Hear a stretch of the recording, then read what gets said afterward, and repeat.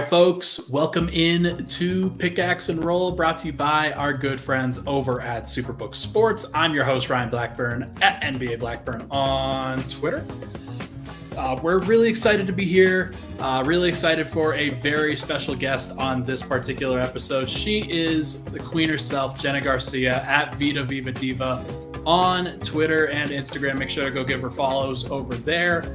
Jena and I have been working together for a long time. I've known Jena for even longer, and it always feels like we're having great conversations offline. We're talking at practice, we're hanging out, and I haven't had you on the live show yet, and I think that everybody deserves to be able to say hello to the wonderful Jena Garcia. So thank you, everybody, for tuning in. Jena, how are you doing on this fine Thursday?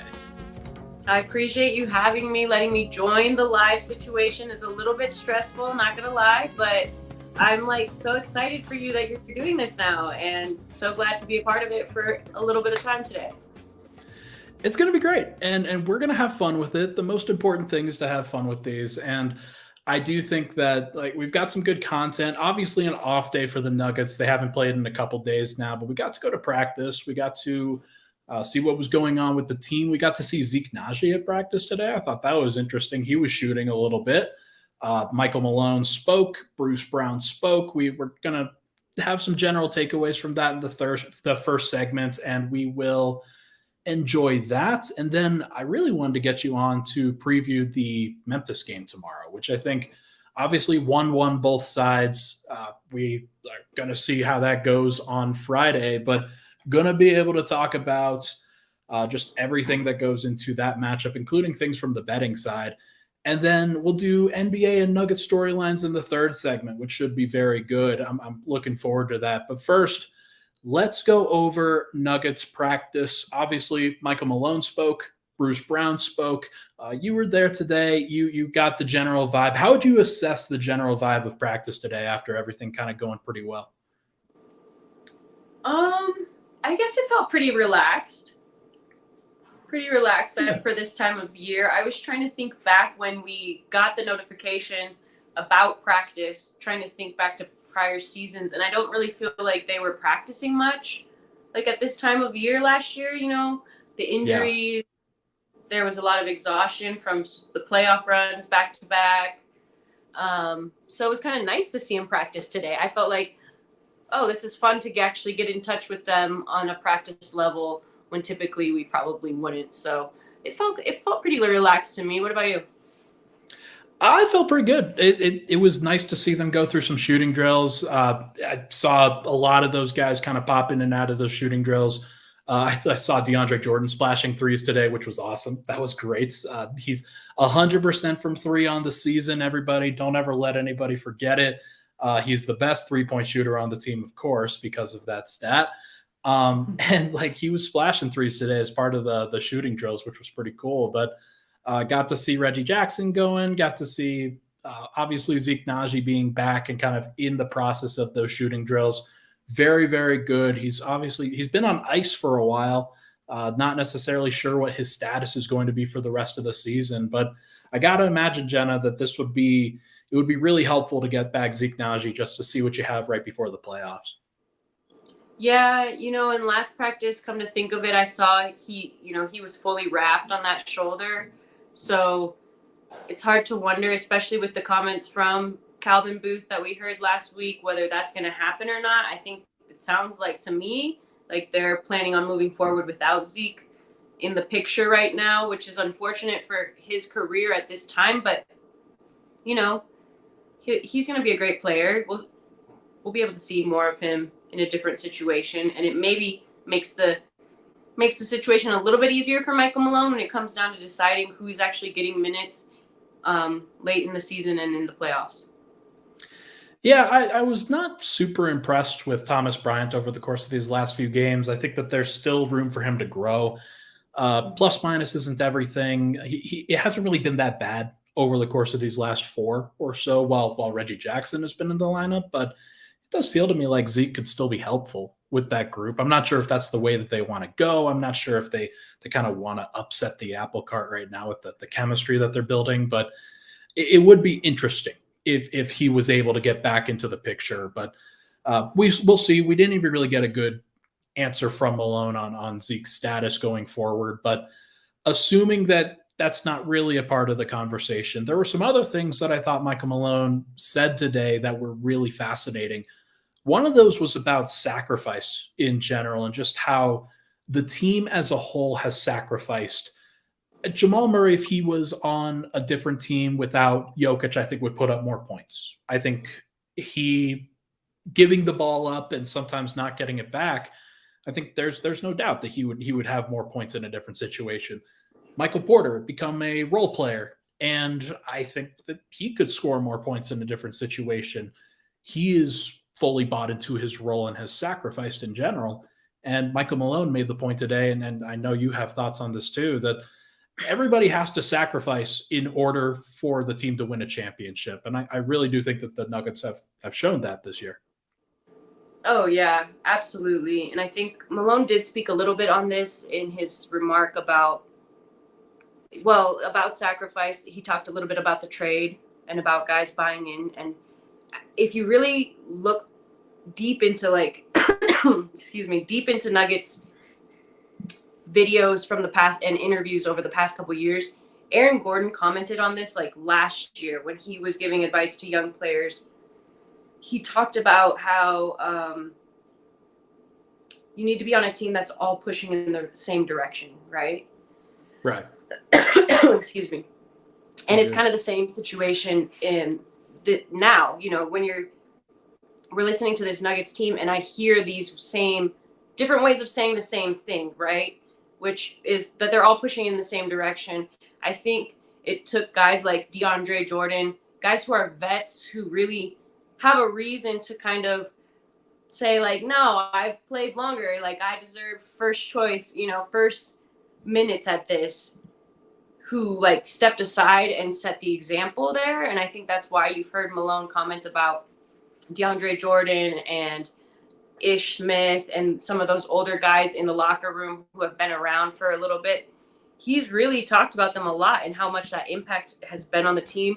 And he talked about it today, like you talked about. And I think when it comes down to it, basketball is a team sport. It does matter which five is on the floor at the same time and whether that functions together. And we see that all the time. We see that with Russell Westbrook all the time, right? It does matter what five, and the chemistry and the willingness to maybe let go of a part of your game so that the rest of the team can reach its end goal. And like you said, we saw a lot of that with Mike. We saw a lot of that with Jamal. We've seen a lot of he actually credited Jamal. You asked a really good question today about Jamal and his decision making, and in that moment where he had 16 points in the first quarter, Michael Malone was so proud of him for the way that he set up a teammate, set up Bruce Brown for a three in the corner. And I think that that's really prevalent for this particular part of the conversation, because if the Nuggets are going to win a title, they're going to have to make those plays, and they're going to have to play for each other. They're going to have to bust their butts defensively. And this team hasn't always had that mentality before, but it just feels like they're more serious now. It feels like whatever it takes. It doesn't matter who scores. It does, and like Jokic is a part of this too, right? And he mentioned this today too, that Jokic, because he doesn't look for his own points, it presents that amazing like non-stat padding mode of operating with this team. Yeah, and it is a really important part of decision making, which is a piece that I think some people have criticized about this team. Will this team be able to make tough decisions and the right decision? Nikola Jokic is going to. Bruce Brown said that in his when he was talking to media today as well, like that he never feels like Nikola's stat padding. He feels like Nikola's always making the right play, even when that means he's getting open shots. That's just how efficient this team and this offense is working. And what are they going to do? Not shoot those shots? That's crazy. Of course they're going to take that shot. So it's just a testament to how great this team is and their willingness to sacrifice for each other, for Jamal to have 16 points and still make the choice to give it to another player. Just because maybe you see that a little bit in Bones. We saw that this year. You saw that in Jamal a little bit earlier. You saw that in MPJ a couple seasons ago. But I don't see as much of those moments happening. You see a heat check from MPJ every once in a while, but it's not like it used to be. No, for sure. You could tell exactly when MPJ was going to heat check in prior seasons, and it was always fun. Like, you always enjoy those moments because it means that he had been doing really well up until that point. But Michael Malone, I'm sure, was always a little bit nervous in those situations because you want to be instilling good habits. You want to be playing basketball the right way. And I really do think that with the way that Jokic has approached this season, with the way that adding the veterans like you talked about, KCP, DeAndre Jordan, everybody else involved, it has been a big difference. And hey, we don't care who gets the credit here. It's not about any one person, even though it really, to a lot of the national audience, is all about Nikola. But I don't think Nikola views that way. So I don't think the Nuggets actually view it that way either. Mm-hmm. So no, I agree. And I think that's part of winning the MVP. Nikola said that, right? He doesn't get that reward without his teammates. So he recognizes that as well. What else was said today from Malone? Did you catch anything from Malone or from Bruce that we should go over? I'm trying to think of, like, was there... He mentioned the Bruce Springsteen concert tonight, that he was very disappointed he wasn't going to be able to attend. He said he was focused very, very strongly on Ja Morant and Ja Morant in transition, which I thought was pretty funny. He went back and forth with Harrison on that one. Yeah. He talked a little bit about just the comments about the stat padding, and that, in his time of knowing Nikola Jokic, that's all he can speak to. That Nikola has never been a player who plays for himself, but plays for team. And this is a concept I think that a lot of people don't understand how ingrained it is when you are like a Euro player, right? He grew up in the Euro circuit. There was a video that recently came out with clips of like Giannis when he was little, when he said, "What do you want to be when you grow up?" "I want to be an NBA player." And Jokic's biggest dream was like, maybe when they go to the clip is him saying maybe a good European team, a really big Euro team. So like, that's just like a really good example of how humble this guy is, and Malone did talk a little bit about that and spoke to just how ridiculous the stat padding comments possibly are, but that the greats are always going to be critiqued that way. It's so funny. Like, I don't know what kind of basketball dreams Jokic actually has. I would imagine that it's winning the rings, as it's winning the titles, and then it's winning a World Cup for Team Serbia. And that's probably all he really cares about, if we're being honest. If you just boil it down to one or two things that he could say, like, he doesn't care about being great. I don't think he doesn't care about that aspect of things, which I do think rubs a lot of people the wrong way. And we've seen that in a lot of the comments that have gone on nationally lately. So it's too bad that has manifested in the way that it has. But I'm going to listen to Michael Malone on this one. He knows Jokic better than anybody, at least anybody that can really speak to this particular point of Jokic's game. Like, how much of the early part of Jokic's like rise was centered around, oh man, we would really just love if he shot it more. Like, he needs to be more selfish was part of the conversation with him. And is it stat padding to want to get your teams and your teammates involved? Like, I just, that part of the conversation is just killer to me. Right. If it's stat padding because I'm passing and involving my teammates, making them more efficient players and winning basketball games, like, we're all cool with it then. I'm fine with it. I guess I'm pro stat padding now. I think, Malone did say that too, right? He's like, hey, he should stat pad more because we're 24-0 when he gets a triple-double. Like, right. Of course you want that. You want to have that level of success if you can get it. So I don't know. Malone was pretty feisty today. It was a really good session, and I thought he gave some good quotes. Bruce, he was more about the avalanche and not necessarily anything in particular, but I think that Bruce is going to be interesting in terms of how he fits into what this bench is doing. I still have concerns on like those majority bench units. Like, if Jokic is off the floor, what does Bruce Brown look like with Thomas Bryant and Reggie Jackson and guys like that? But in my mind, like it's such a minor conversation, like it's not as important in the grand scheme of things for Denver. To me, like it's the storyline for Denver from practice today is that they're really freaking good and that they don't really have to care about much. Yeah, and yet they're humble, right? They're saying like all we're focused on is Memphis, and that's the message every single day. We're focused on today. I try to tell people like they really do try to live in the moment, and I think that that's like a mental health choice, right? For these guys to like genuinely just embrace one day at a time because it is a high pressure situation. And that doesn't mean that Yoke doesn't feel pressure to win a championship.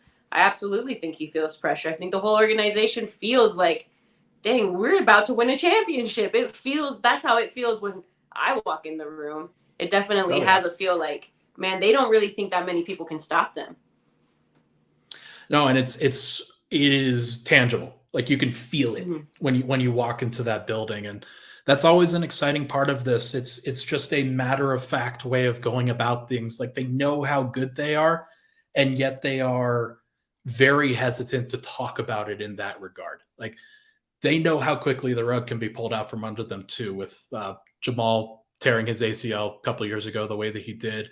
Mike obviously going out with a back injury last year. Like there are ways that this can be completely flipped on its head. So I think that's why they're like, hey, let's just get through the day. Let's just get through this singular day, this next game, and hopefully that's all they have to do. So, anything else on practice today? I don't think so. All right. Bruce is a lucky charm to the Avs, and he's got his own lucky charm, but you'll have to figure it out for yourself because we're not going to tell y'all. Perfect. Let's take a break. Yeah, I just don't want to see these guys get fined. That would be bad. Let's take a break. When we come back, we are going to go over Nuggets Grizzlies on Friday and do some betting stuff. Jena's very into the betting side of things and knows her stuff. So let's we're going to go over that when we come back. But first, this podcast, as everybody knows, it's brought to you by our good friends over at Superbook Sports. Make 2023 the year you beat Vegas. Superbook Sports gives you the chance every week to go head-to-head with the best odds makers in Las Vegas. No fancy computer algorithms, no guys across the pond setting lines for American sports, just the best team of odds makers in the business behind the counter at the Superbook in Las Vegas. Plus, Superbook features some of the best odds boost and promo bets anywhere. So download the Superbook Sports app now or visit thesuperbook.com. and start your battle against Vegas right now. Visit superbook.com for terms and conditions. Gambling problem, call 1-800-522-4700. And we're back. Pickaxe and Roll, Ryan Blackburn here, joined by the esteemed Jena Garcia. Thank you so much, everybody, for tuning in. Really appreciate all the love on the pod. If you can, it'd be awesome if you could subscribe to the channel. Give us a like. We just had a big thing come out lately that Swipe a Cam is going to be involved with MHS just a little bit more. Really excited about some of the podcasts that we're going to be able to do with him. He's going to be on the show on Sunday at noon. So make sure to set your calendars for then. Should be really, really good. But I've got Jena here and we're going to have a good time. And we're going to talk about this Nuggets Grizzlies game on Friday. Thursday night tonight, Friday, when you may listen to or watch this show. Let's talk about the Grizzlies, Jena, and let's talk about the matchup that they had with Denver, these last two matchups that they've had. First one at Denver, obviously without Jamal Murray, Michael Porter, and yet Denver still won that one, and they won it pretty convincingly.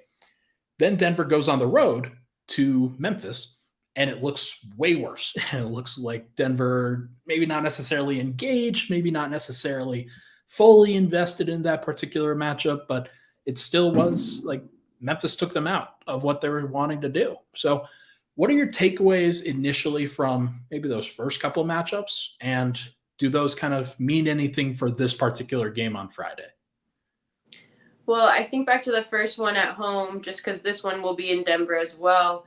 And they really shut down John Morant in that game. He did not play very well. I thought they did a really good job on the boards in that game. And I do think that the home court advantage is a real thing this season. Denver is just so good at home that it's hard for me to bet against them when they're going to be, at Ball Arena.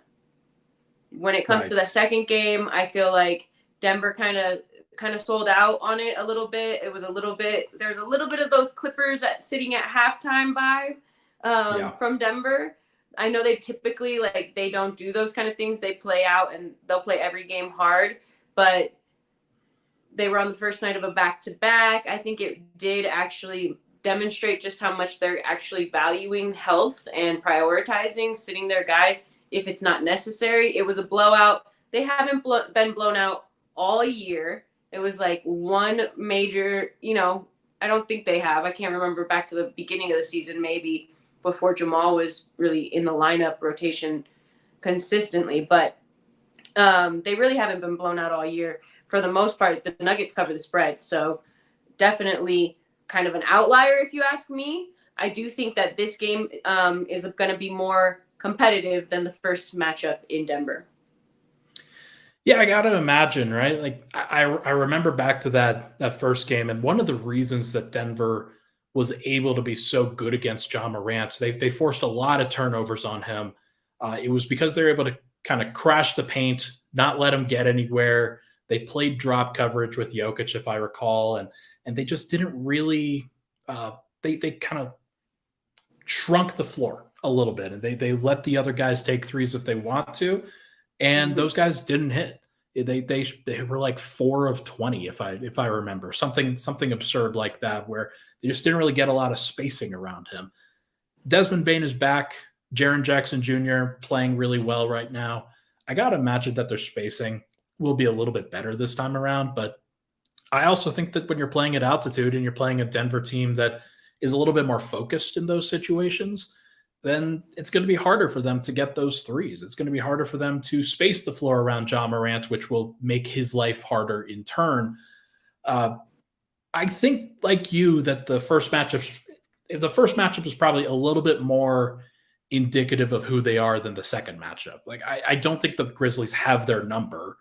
I think that they just kind of like what you said, they kind of folded a little bit, didn't necessarily feel the need to go hard out of their way to go get that win. Yeah. Yeah. In this matchup, I have Desmond Bane actually covering 2.5 threes for that very reason. He's really the only guy who's shooting very well from three since the All-Star break. So unless they just go off from three, I got to imagine that Denver covers the spread in this game. And when they cover the spread, they win. They win at home. So it's kind of silly to bet against the Nuggets in this one. If you really want to take Memphis, it's probably you can probably get a great odds on the money line, so you might as well just take it straight up. But you can always bet them live too if you see them getting a little lead on Denver. But Denver also really covers the first quarter spread, especially in Denver. So if Memphis gets in this game, I would predict it happens in the second half of the game. Right. What do you think of Dillon Brooks guarding Ja Morant, or not guarding Jamal Murray this time around? I think he did a really good job in that second matchup. I don't know if he played in the first matchup. If I have to go back to it, I don't think that he did. But well, Jamal didn't even play in that one either. So I gotta imagine that the only time that we've seen Jamal go up against Dillon Brooks was this last time, and he looked a little bit bothered by the physicality in my mind. Yeah, I agree. And I don't really think it's worth. Yes, this is an important game. Yes, this is probably their last, not their last, I would say their third to last really important game, in my opinion. But at the same time, I don't think the burden should come down to Jamal. I think he should take a page from Jokic's book and let the game just come to him. If Dillon wants to be hella physical, then dish the ball. Michael Porter Jr. is shooting outrageous, out of his mind lately. And run that two-man game with Jokic. Jokic is going to do his thing no matter what. But you now have Michael Porter Jr. who's shooting phenomenal. And maybe Jamal just lets the game come to him, because it did seem like it was getting a little bit physical for him a little bit difficult. Not that I don't think he can do it. I just want him to save his gas for the postseason. You know what I mean?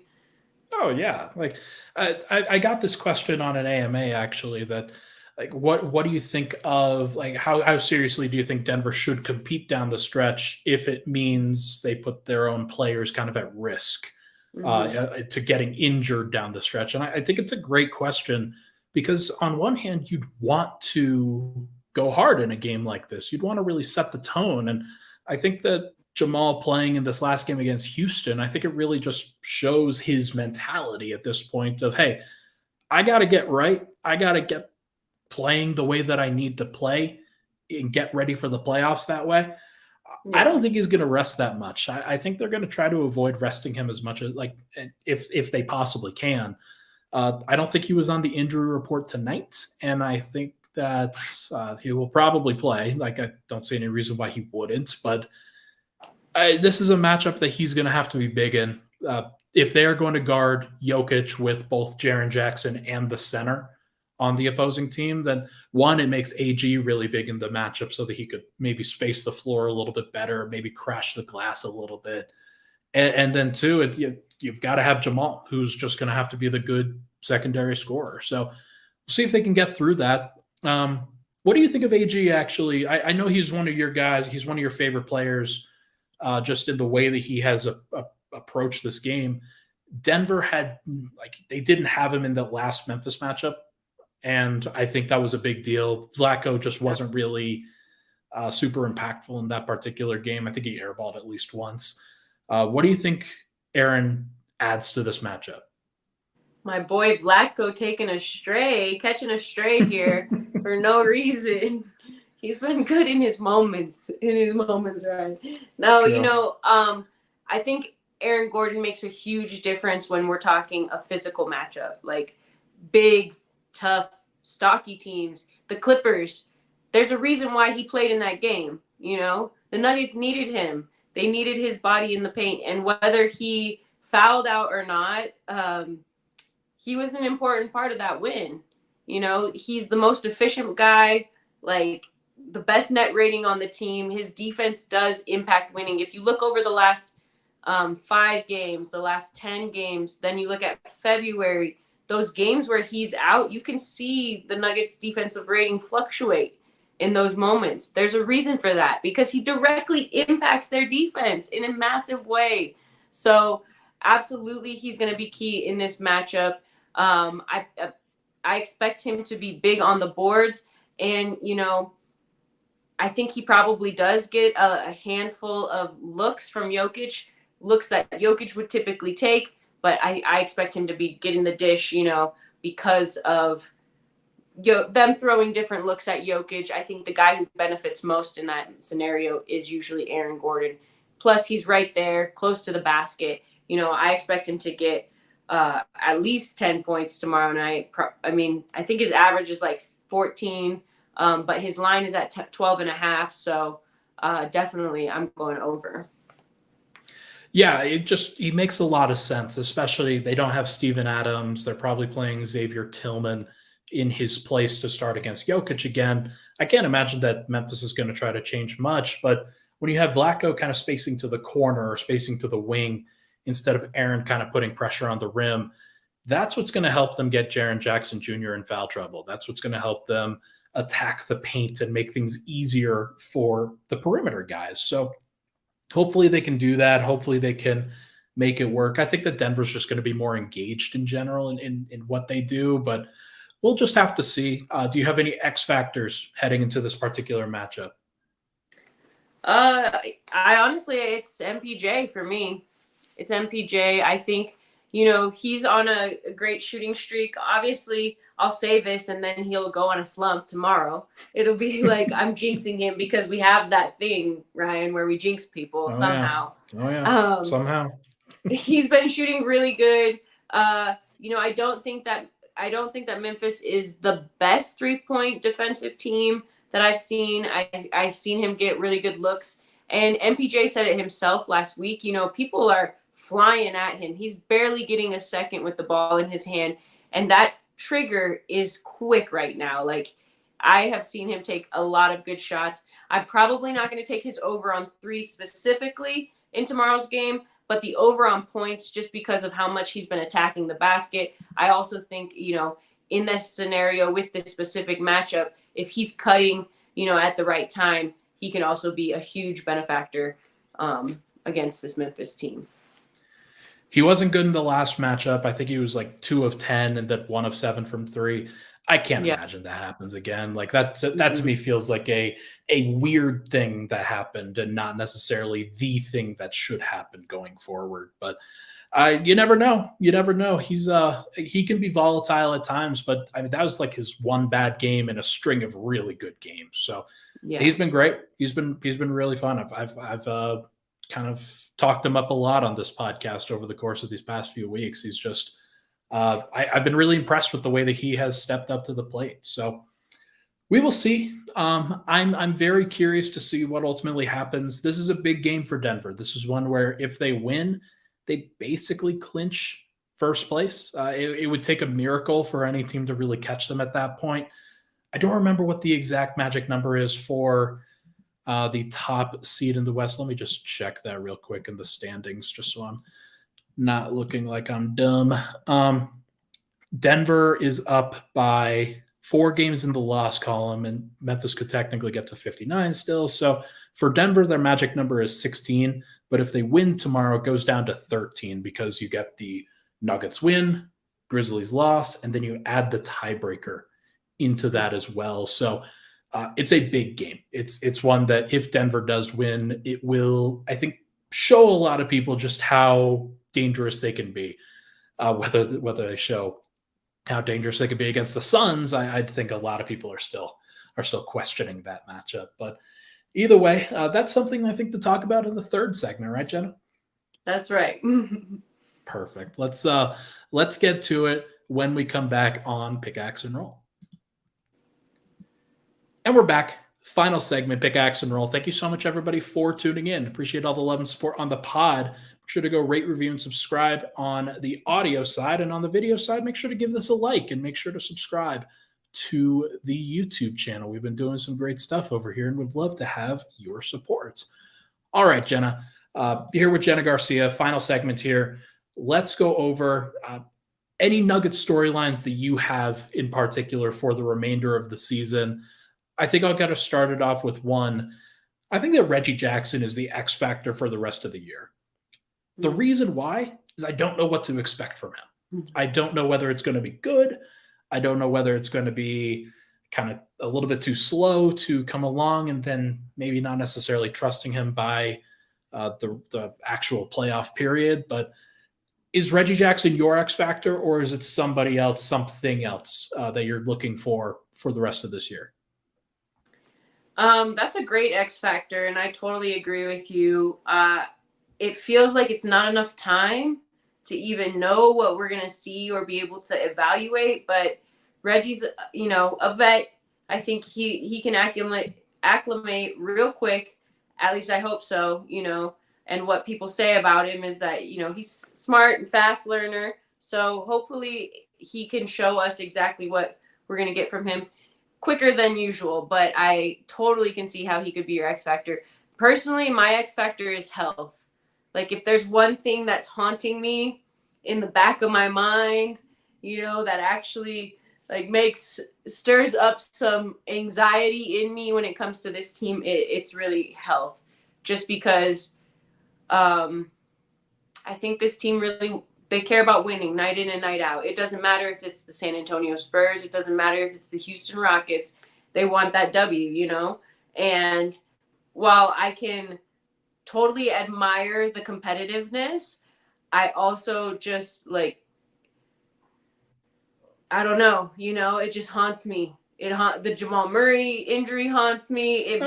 There's still some worry there. And I don't know if y'all agree, but it's definitely a little bit, for me, that's the X factor, ensuring that over this next slate of games that maybe shouldn't matter, yes, they matter. We're not devaluing, saying that these games don't matter at all. I'm saying can we breathe after a win with Memphis enough? Can Michael Malone breathe enough to allow some of these guys to sit?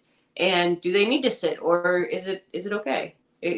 Are they're totally fine? Do you think they need to be in their rhythm? Big Honey says health concerns also haunt me, Jenna, and Yeah. I'm with you that like, look, Denver, they thought they had it made back in 2021 when they traded for Aaron Gordon, and there was a brief period there we call Nuggets golden age at that point, up until that point, and then Jamal tears the ACL, and things just it's like the rug gets pulled out from under you just right when you're about to sit down. So I gotta imagine that Denver is thinking about that too. And you mentioned just how much to value the regular season. I think you're right that like they do value the regular season. They do care about these things, but they've put themselves into a great position now with this magic number that I just mentioned that Mm-hmm. like look, they don't have to worry about it too much. They don't have like they've put themselves into that situation where they just have to clinch first place in the West and then they can be done. They don't like they could do that with about a week and a half to 2 weeks to go in the regular season if they wanted to. If things No, break their I know they way, don't it's have like 2 weeks. to. I know they don't have to. You know they don't have to. Yeah. They probably know they don't have to, and yet I still am not sure that they won't act like they have to. You know what I mean? Oh, of course. Like, I gotta imagine Hurricane coming in from the top rope here. I gotta imagine that Denver, if they have an opportunity to rest guys down the stretch, they will. They just will. They're not going to put themselves into a position where something like what happened last year happened to them this year. Obviously, like it's hard to control stuff like that, but I do think that they learned their mistake, like from their mistakes, and they are going to not care about these matchups too much in the moment because they don't have to. And because they're playing the Eastern Conference for like all of March, as you and I talked about earlier today. Exactly. No, I know, and I hope that is true. Like I hope that this is a scenario that we haven't seen, and that's why we haven't seen how they handle it. And I want to believe that they are going to prioritize health and rest because they have this season. So I really want to believe it. But the anxieties. Of course. I mean, it's got to be. How early would be too early to rest guys? Don't want to be too rusty for the playoffs. It's a great question. I think they'll try to rest them over the course of March. Not necessarily like I think you've seen a little bit of it so far, but not necessarily anything egregious. Like they're going to try to sit Jokic in all likelihood for maybe one of the back-to-backs that they play. I don't know if he's going to play in both the Brooklyn and New York back-to-back, although he might, like any of these guys might. But in my mind, that's a great time to rest them. That March 18th, March 19th game, one of those you just rest a couple of guys that feel like they need it, and then to me, like you have to clinch first and then rest. Like maybe if it feels like you're about to clinch and you've got like, okay, your magic number is 2 with 7 games left to go. Okay, you've just got to win 2 more games and then you're going to be fine. It might not be that though. It might just be, hey, we're still trying to fight for it. A week away, then maybe maybe they still have to keep playing guys all the way up through that point. But I just don't think that's going to happen, Jen. I really do think that these guys are going to take a little bit of a break here. And there is a way to do it even without resting them full time, right? Just like we saw in a couple of games this season, in the Rockets game, for example, where you get a good lead and then you let the bench kind of cook and see what you have in Reggie Jackson and Thomas Bryant and, what's working in that second unit. Let your guys rest a little bit in the second half. That's still a form of rest in my book. Fully agree, and it's the best way. Like it's one of the things that I was so upset with about the team both last year and at the beginning of this year. Like, look, you guys can rest in the game if you get up by 25 and then hold the 25-point lead. Like they Right. would get up so often in these games and then just give up the lead by being apathetic. So, like it is what it is, but. Hopefully, it does seem like they've learned their lesson there, and it's not as much it's not a stressor for Michael Malone as it was last year, especially. But Either way, let's move to NBA storylines now. In the comments, share your NBA storylines for the rest of the season, stuff that you are looking forward to. Jenna, I don't know about. Oh, you've got one here. I do. I have a question for you because this storyline feels like it's just, never going to end. So you probably know where I'm going, Ryan, but do you think that in order for Nikola's MVPs to hold value, he has to win it? He has to translate that to the postseason and win a championship? Or is he devaluing the award because he has not won a championship? Yeah, I to me, like, I know what Jokic's value is. For me personally, it will never be tied to winning a title. I think that he is going to go down as a top 15 player all time or so because he wins a championship, because I think he is going to do it, and the Nuggets are going to do it either this year or in a couple of these years down the line. I do think it is going to happen. So I just don't have any of those same concerns that a lot of people do. I think a lot of them are more focused on, hey, okay, so is he going to be Steph Curry, who won his championships and then he proved that during a run where he was winning a lot of MVPs? Is it going to be Giannis, where Giannis failed a couple of times, and then in the year that he didn't get the MVP for this, it would be Jokic's third MVP instead?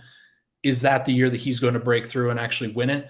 I think that he could be either of those guys, and I guess there's a possibility that he never wins. Like, I don't want to, like, if Jamal goes down, or if Mike goes down, or if Aaron Gordon goes down and they face the Suns, and like Kevin Durant goes off for 40 a night, like, it's hard. Sometimes you just run into a really good team.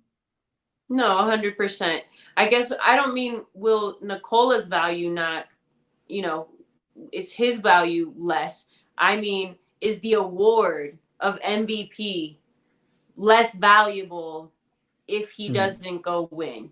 And is him winning it, is he devaluing the award because he says he doesn't care about the award? Because that's the national narrative that I continue to hear, is that, he's ruining the game of basketball because he just doesn't care. And he's just, and I think of it like, dang, he's so good at it. He can just like not even care. But I don't think he doesn't care in that way. You know what I mean? So maybe put some context around when we say he doesn't care about it. Like, what he does care that he won it, right? Yeah, he cares at least a little bit. I think it's a nice reminder of how good he is, how capable he is. Just in general, like, he wants to, like, I think he would trade both of his MVPs right now for a chance to win a title if it could happen. But it's not like it's a, like, he always says this. Oh, it's nice. It's nice to have this thing. Like, that's my Jokic impression. But I don't think he's as focused on it, singularly focused on it, as so many other stars in the NBA today. Perk and Richard Jefferson and guys like that on ESPN were talking about how it is an honor to be able to get something like this. And for, I think, a lot of those guys, and I think a lot of people at ESPN, they want the tearful Kevin Durant, you the real MVP to his mama kind of speech. They want that. They want that marketability. They want those moments. They want people to cherish the history of the game in that way. And Jokic just, I don't think he really does that. I think he cares about the history of the game, but he doesn't feel his need to impart that as just part of it. Like, I think he would prefer to win titles. And maybe if he did win titles, he would kind of go backwards and do that instead. But yeah, I don't know, Jenna. Like, I think if, to me, I think the MVPs are devalued in general because so many people are devaluing the regular season in general. It's a regular season MVP.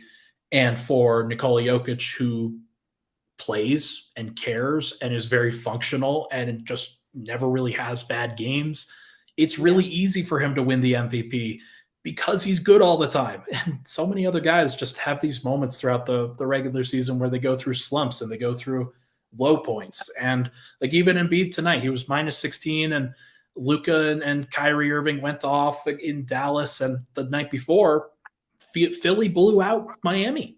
Like they blew them out without Embiid. I don't understand it. I think that they're like every player has flaws. I just don't think that Jokic has as many as anybody else right now. Yeah. Long, convoluted answer for sure. Okay, everybody else, do you have other major storylines that we should go over? In my mind, I think that the biggest NBA storyline right now, to me, is where the Warriors and the Lakers finish in that Western Conference playoff picture. The Warriors have played really well. They have shown what they can do. They know how good they are when they get to the playoffs. It's just about kind of getting themselves there and putting themselves into that position where they can succeed. Very few teams have ever beat Steph, Clay, and Draymond in a playoff series before. And to me, that level of confidence that you have as a veteran team, that's something that stands out. And then obviously you do the betting show with some Lakers fans, and I think they seem pretty confident in the version of the team that they have right now that doesn't have Russell Westbrook, right?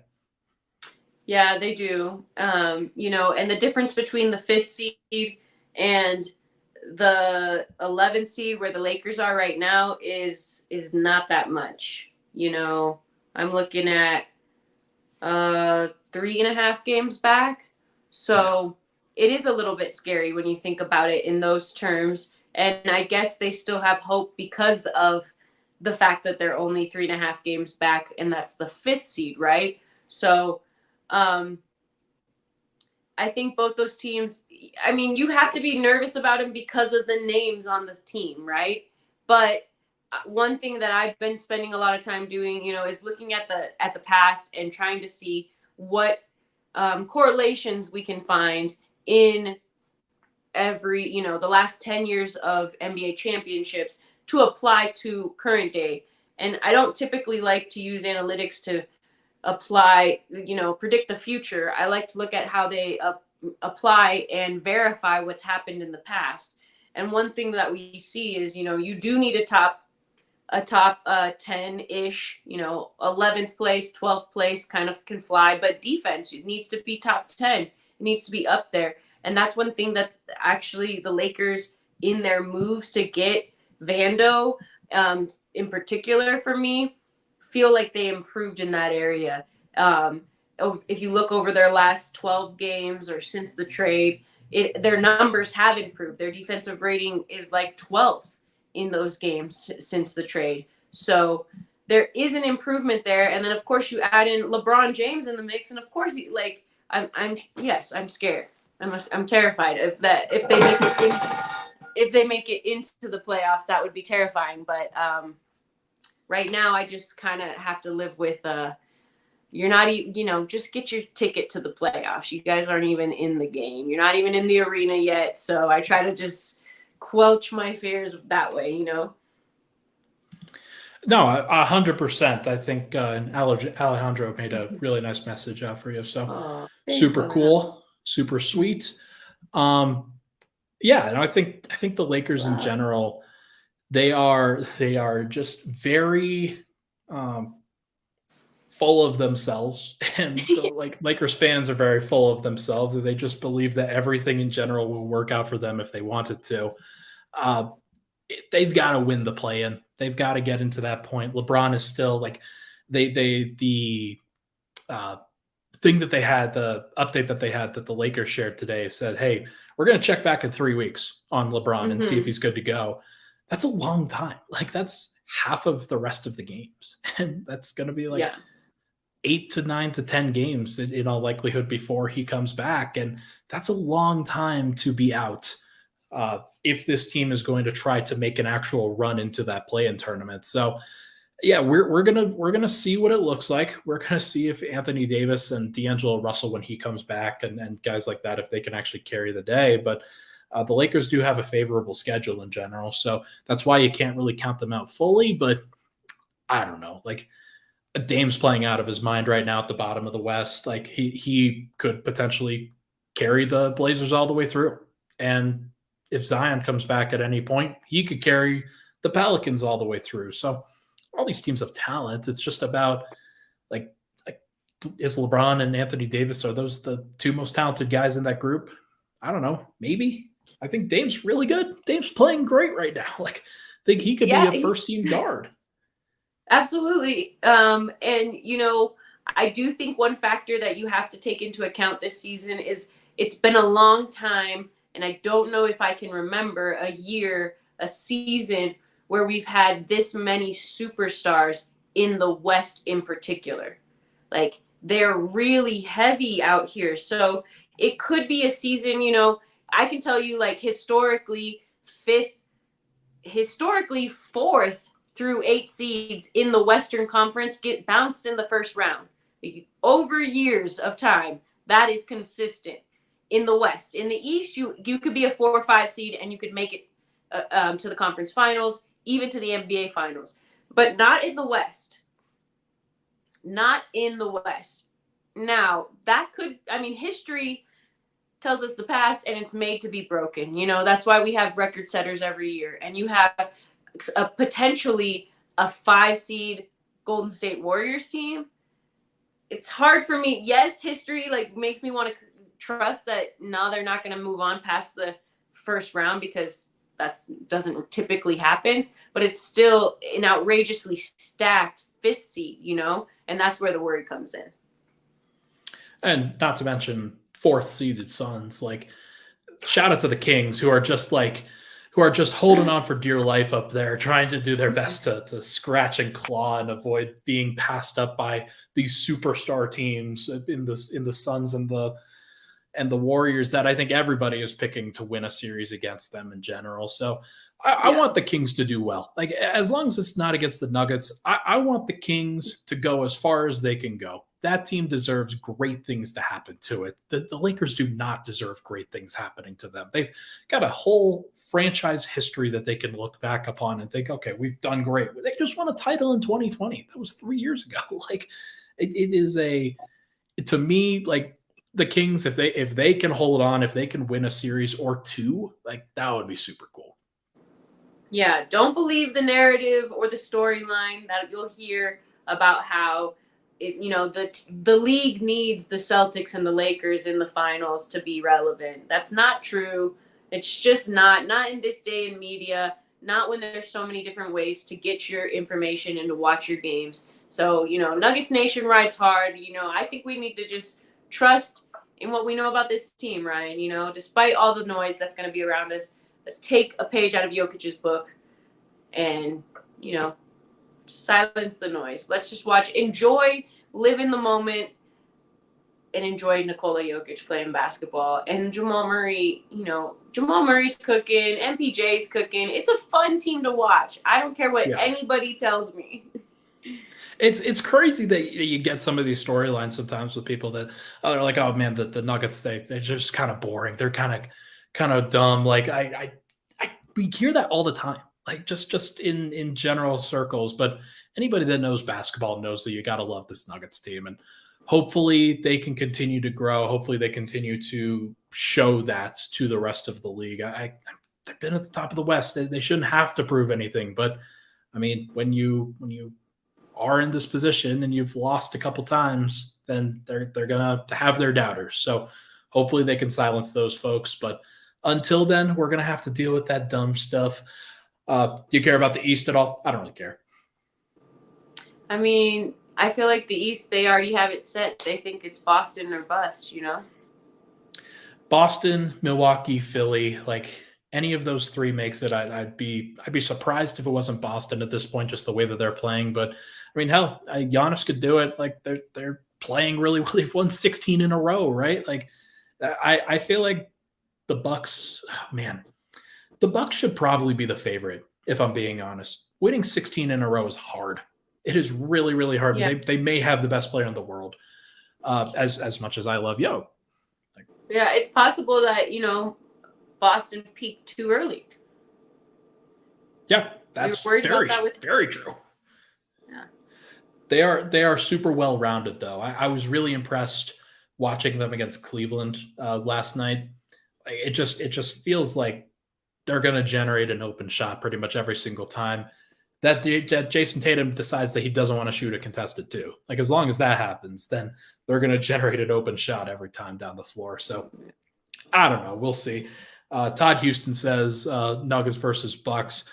I think that would be great.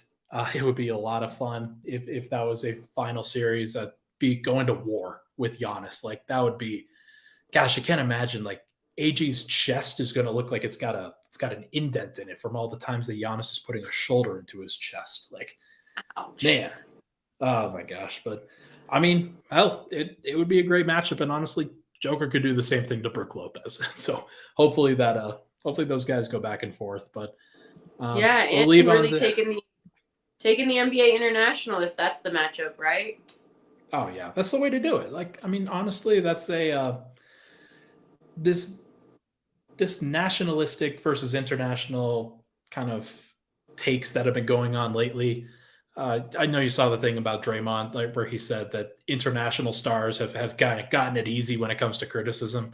I really don't believe that. I really don't believe that based off of what we've watched from Jokic and what we've heard about Jokic over the course of these past couple weeks. Like, it's just been brutal. So I don't know. I think that if you could get Bucks Nuggets, that would be so fun. It would be so fun. Absolutely. Anything else you want to hit on before we head out of here?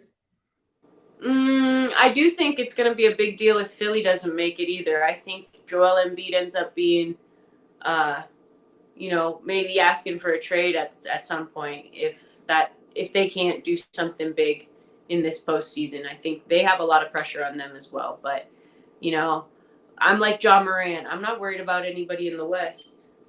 I should say I'm not worried about anybody in the East, because that's actually how I feel. I'm not worried about anybody in the East. It's the West that's terrifying me. Like, just to get to the NBA Finals, you have to go through so much harder of a route to get there.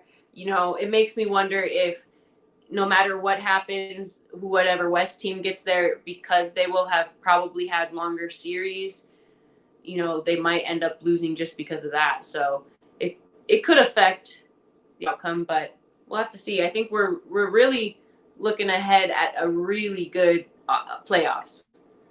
Oh yeah, like this West is going to be wild. I'm hoping that Denver gets a good matchup in the first round and they can potentially go 5 games with some team or something like that. But every matchup after that, 6 games, 7 games, whatever it's going to be, like, it's going to be dramatic is what it really will be. And it'll be an interesting time, but in general, man, going to be fun, going to be exciting.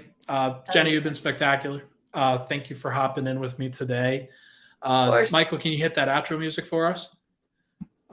For everybody else, that is going to do it for this episode of Pickaxe and Roll, brought to you by our good friends over at Superbook Sports. Make sure to go follow Jena over on her socials. She does great work on the social side, on the betting side, Nuggets side, everything that you want from a media reporter. She's got it.